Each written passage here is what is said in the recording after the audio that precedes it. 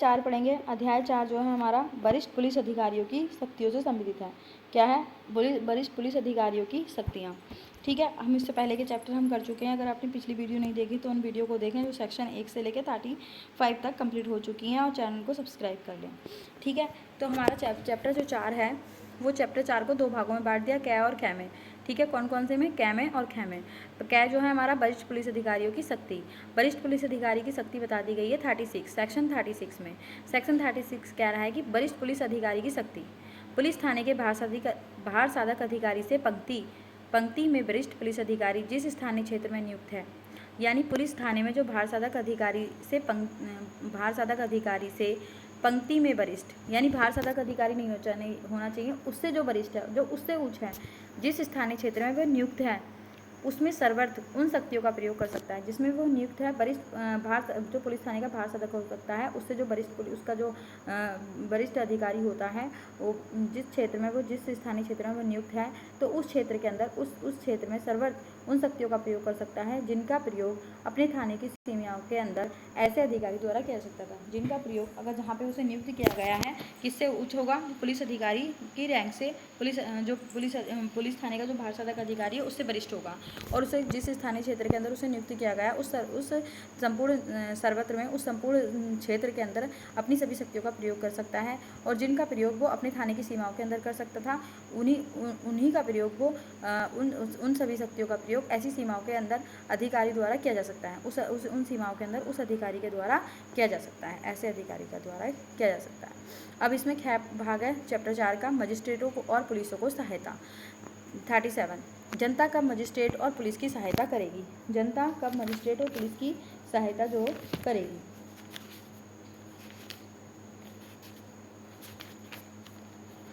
देखिए, प्रत्येक व्यक्ति ऐसे मजिस्ट्रेट या पुलिस की सहायता करने के लिए आवद्ध है जो निम्नलिखित कार्यों में उसकी सहायता उचित रूप से मांगता है। प्रत्येक व्यक्ति, हर एक व्यक्ति आ रहा है।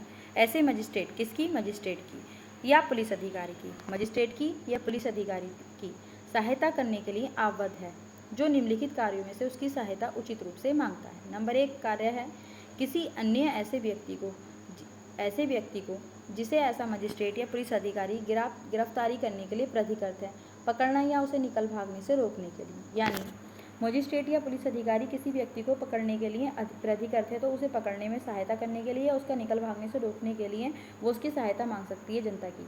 मजिस्ट्रेट और पुलिस फिर जनता को सहायता करनी होगी। ठीक है, ख में परिशांति भंग का निवारण या दमन करने के लिए जनता सहायता करेगी पुलिस की या मजिस्ट्रेट की। ग में किसी रेल, नहर या तार लोक संपत्ति को क्षति पहुंचाने के प्रयत्न का निवारण करने के लिए सहायता करेगी जनता मजिस्ट्रेट या पुलिस की। सेक्शन 38 कहता है पुलिस अधिकारी से भिन्न ऐसे व्यक्तियों को सहायता जो वारंट का निष्पादन कर रहा है। पुलिस अधिकारी से भिन्न ऐसे व्यक्ति को सहायता जो वारंट का निष्पादन कर रहा है। जब कोई वारंट पुलिस अधिकारी से भिन्न किसी व्यक्ति को निर्दिष्ट है, यानी पुलिस अधिकारी ने कर रहा, पुलिस अधिकारी से भिन्न कोई व्यक्ति कर रहा है। जब कोई वारंट पुलिस अधिकारी से भिन्न किसी व्यक्ति को निर्दिष्ट है, तब कोई भी अन्य व्यक्ति उस वारंट के निष्पादन में सहायता कर सकता है। वह व्यक्ति जिसे वारंट निर्दिष्ट है, पास में है और वारंट के निष्पादन में कार्य कर रहा है, उसकी सहायता करेगा जो वारंट का निष्पादन कर रहा है। ठीक है, उसके बाद सेक्शन 39 आ रहा है। सेक्शन 39 हमारा है कुछ अपराधों की इत्तला का जनता के द्वारा दिया जाना। ठीक है, कुछ ऐसे अपराध हैं जिनकी जनता के द्वारा इत्तला दी जाएगी। प्रत्येक व्यक्ति जो भारतीय दंड संहिता की निम्नलिखित धाराओं के अधीन दंडनीय किसी अपराध के किए जाने से या किसी अन्य व्यक्ति द्वारा करने के आशय से अवगत है, तो उचित प्रतिभूति के अभाव में जिसे साबित करने का भार इस प्रकार अवगत व्यक्ति पर होगा। ऐसे किए जाने या आशय की इत्तला तुरंत निकटतम मजिस्ट्रेट या पुलिस अधिकारी को देगा। ये कुछ अपराधों की श्रेणी दे रखी है जो कि जिनकी पुलिस अधिकारी को कुछ इत्तला जनता के द्वारा दिया जाना क्या है? आवश्यक है। ठीक है, सबसे पहले धारा 121 से लेके 126 तक। 121 जो हमारा चैप्टर है आईपीसी का, अध्याय 6 है, बहुत इंपॉर्टेंट चैप्टर है, राज्यों के विरुद्ध अपराधों के विषयों से संबंधित है। ठीक है, इसमें सेक्शन 121 से 126 तक कोई भी अपराध घटित हुआ है तो जनता जो करेगी पुलिस को उस अपराध की इत्तला देगी। ठीक है, जैसे 121 कह रहा है कि भारत सरकार के विरुद्ध युद्ध करना या युद्ध करने के प्रयत्न करना या युद्ध करने का दुष्प्रेरण करना। भारत सरकार के विरुद्ध युद्ध करना है, युद्ध करने का प्रयत्न करना है, युद्ध करने का दुष्प्रेरण करना है। फिर ठीक है, 121 ए भी है इसमें, धारा 121 द्वारा दंडनीय अपराधों को करने का षड्यंत्र कर रहा है। या फिर 122 में भारत सरकार के विरुद्ध युद्ध करने के आशय से आयुध आदि संग्रह करे हैं। 123 में युद्ध करने की परिकल्पना को सफल बनाने का आशय से छिपाना है। 124 में किसी विधिपूर्ण शक्ति का प्रयोग करने के लिए विवश करने या उसका प्रयोग अवरोधित करने के आशय से राष्ट्रपति या राज्यपाल आदि पर हमला करना है। 124 ए में राजद्रोह है। 125 में भारत सरकार से मैत्री संबंध रखने वाले किसी एशियाई शक्ति के विरुद्ध युद्ध करना है। 126 में भारत सरकार के साथ शांति का संबंध रखने वाली शक्ति के राज्य क्षेत्र में लूटपाट करना है। यानी इससे राज्य के विरुद्ध अपराधों से संबंधित कोई भी अपराध किया है किसी व्यक्ति ने तो फिर उसकी इतला देनी होगी जनता को। ठीक है, पुलिस को तुरंत इतला देगा, वो अपने निकटतम जो उसके मजिस्ट्रेट है या पुलिस अधिकारी है उसको देगा जो उसके निकट है। सेकंड पॉइंट कह रहा है, हमारा सेकंड जो है वो कह रहा है 143 से 144, 143 और 145, 143, 144, 145, 148 इसमें जो अपराध हैं 143 में हमारा कौन सा अपराध है? विधि विरुद्ध जमाव से संबंधित विधि विरुद्ध जो जवाब है उसका दंड के लिए डिफाइन किया गया है। 144 में घातक आयु से सज्जित होकर विधि विरुद्ध जवाब करना है। 145 हमारा जो है किसी विधि विरुद्ध जवाब में ये जानते हुए कि उसके बिखर जाने का समादेश दिया गया है उसमें सम्मिलित होना या उसमें बने रहना है। 148 में है कि घातक आयु से सज्जित होकर बलवा करना है। ये अगर इनसे संबंधित कोई अपराध किया गया है तो तुरंत इतला दी जाएगी। इसलिए तीसरा पॉइंट कह रहा है कि धारा 161 से 165 के दोनों सही, यानी 161 से और 165 तक जो अपराध डिफाइन है वो 161 से 165 तक, वैसे 165 ए तक जो है ये निरस्त कर दी गई है धाराएं। ठीक है, 161 से 165 तक निरस्त कर दी गई हैं। निरस्त कर इसे जो है इसे किसी दूसरे एक्ट में जोड़ दिया गया है ले जाकर। ठीक है, उसके बाद में है धारा 272 से 278 दोनों सही, 272 से 278 तक, 272 से 278 तक किससे संबंधित? लोक सेवकों के विधिपूर्ण प्राधिकार के अपमान के विषय में है, अध्याय 10 है। ठीक है, इसके संबंधित में कोई भी अगर लोक सेवकों से संबंधित विधिपूर्ण प्राधिकार के अपमान में कोई अपराध किया गया है तो तुरंत जनता जो है इतला देगी अपने निकटतम मजिस्ट्रेट को या पुलिस अधिकारी को। 302 सबके सब जानते हैं, मृत्यु से दंडित अपराधी। 303 जिसकी 303 जो को असंवैधानिक घोषित कर दिया गया है मिथु बनाम पंजाब राज्य के बाद में। ठीक है, 304 हमारा यही है, आपराधिक मानवपद के लिए दंड के बारे में बताया गया है। अगर इनसे संबंधित कोई अपराध हुआ है तो तुरंत जनता जो है इत्तला देगी मजिस्ट्रेट को।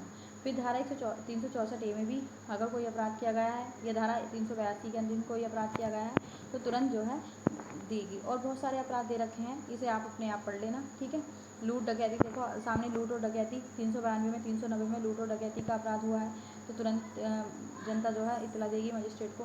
409 में लोक सेवक आदि द्वारा आपराधिक न्याय से संबंधित अपराध है। 431 से 439 दोनों सहित, यानी संपत्ति के विरुद्ध दृष्टि के अपराध 431 से 439 में है।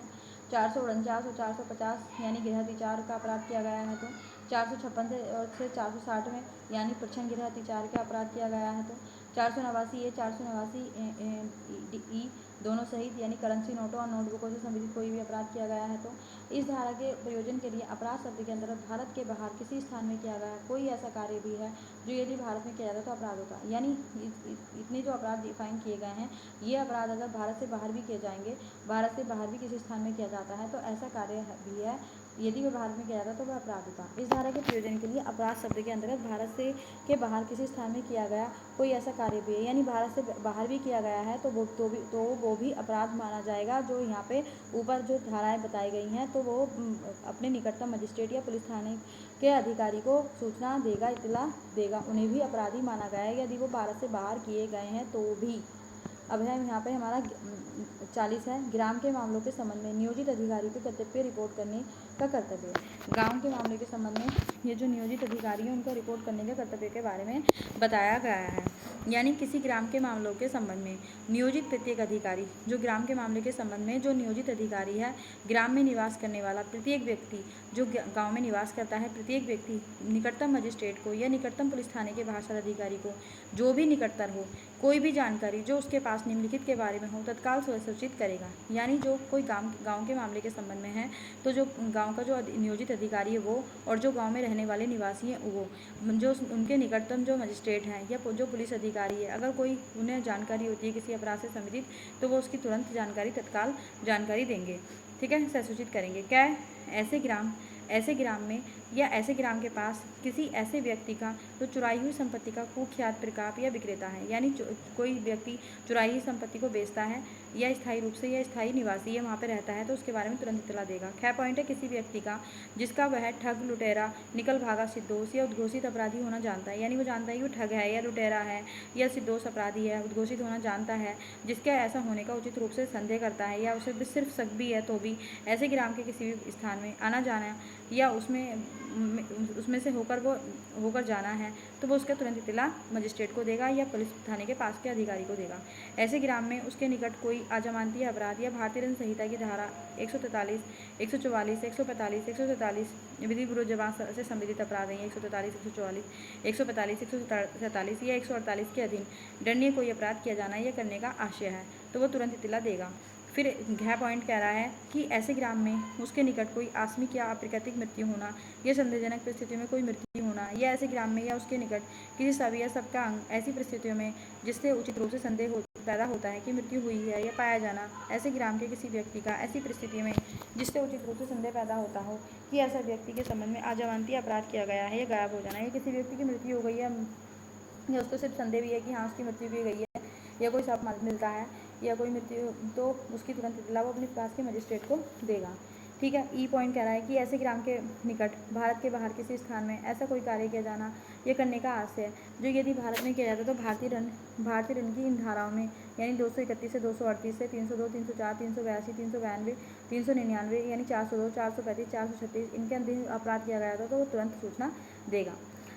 6 में है कि व्यवस्था बनाए रखने या अपराध के निवारण अथवा व्यक्ति या संपत्ति के क्षेम पर संभावित प्रभाव डालने वाला कोई विषय या जिसके संबंध में जिला मजिस्ट्रेट ने राज्य सरकार की पूर्व मंजूरी से किए गए साधारण या विशेष आदेश द्वारा उसे निर्देश दिया है तो वो उस विषय पर जानकारी से सूचित करेगा। इस धारा में ग्राम के अंतर्गत ग्राम भूमियाँ भी आती हैं, यानी गांव के अंदर क्या आती हैं, अगर क्वेश्चन आ जाता है ग्राम के अंदर ग्राम भूमियाँ भी आती हैं। अब इसमें उद्घोषित अपराधी के बारे में बता रखा है 2 के उद्घोषित अपराधी कौन है। उद्घोषित अपराधी पद के अंतर्गत ऐसा व्यक्ति भी है जिसे भारत के किसी ऐसे क्षेत्र में जिस पर इस संहिता का विस्तार नहीं है, किसी न्यायालय का यानी इस संहिता का विस्तार नहीं है, ये संहिता वहाँ पर लागू नहीं है, विस्तार नहीं है, किसी न्यायालय या प्राधिकारी ने किसी ऐसे कार्य के बारे में अपराधी उद्घोषित किया है यदि उन राज्य क्षेत्रों में जिन पर इस संहिता का विस्तार किया जाता है तो भारतीय दंड संहिता की 302, 304, 382, 92, 399, 402, 435, 436, 449, 450, 457, 460 में से किसी के अधीन दंडनीय अपराध होता। ठीक है, इनमें से कोई दंडनीय अपराध होता अगर उसने भारत में भी नहीं किया, भारत से बाहर भी किया है तो भी वो उद्घोषित अपराधी माना जाएगा और वहाँ पर उसे उद्घोषित कर दिया गया है। तो 3rd में ग्राम के मामलों के संबंध में नियोजित प्रत्येक अधिकारी शब्दों से ग्राम पंचायत का कोई सदस्य अभिप्रेत है और इसके अंतर्गत ग्रामीण और प्रत्येक ऐसा अधिकारी या अन्य व्यक्ति भी जो ग्राम के प्रशासन के संबंध में किसी कृत्य का पालन करने के लिए नियुक्त किया गया हो तो वो ग्राम के मामलों के संबंध में नियोजित प्रत्येक अधिकारी समझा जाएगा ग्राम का। ठीक है, ये हमारा सेक्शन 40 तक कंप्लीट हो गया है। अब हम चैप्टर करेंगे 5 का। अब 5 से हमारा अच्छे मतलब 41 जो हमारा सेक्शन है वेरी इंपॉर्टेंट सेक्शन है, कल हम 41 करेंगे। ठीक है।